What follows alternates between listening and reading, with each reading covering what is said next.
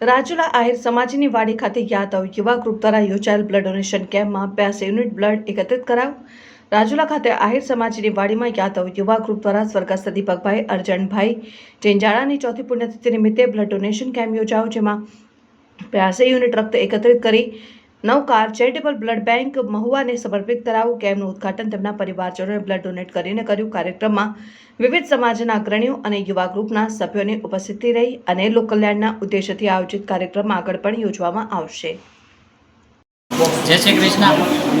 આજરોજ આહિર સમાજવાડી રાજુના મુકામે યાદવ યુવા ગ્રુપ આયોજિત યાદવ યુવા ગ્રુપના સદસ્ય જે આજરોજ અમારી વચ્ચે રહ્યા નથી એવા દીપકભાઈ ટેંજાળાની ચોથી પુણ્યતિથિ નિમિત્તે ચોથા બ્લડ ડોનેશનનું ભવ્ય આયોજન કરવામાં આવ્યું। જે આયોજનમાં રાજુલાના આમ ગણીએ તો 18 વરણના તમામ ડૉક્ટર સાહેબશ્રીઓ, આગેવાનશ્રીઓ, હરેક સમાજના આગેવાનશ્રીઓ, વિશ્વ હિન્દુ પરિષદથી લઈને તમામ ગ્રુપો જેના સહયોગથી આજ અમે આ ડોનેશન કાર્યક્રમ પાર પાડી 82 જેવી બોટલનો એકત્રીકરણ કરી આજે અમે આ બ્લડ ડોનેશનનું કાર્યક્રમ અહીં પૂર્ણ કરેલ છે।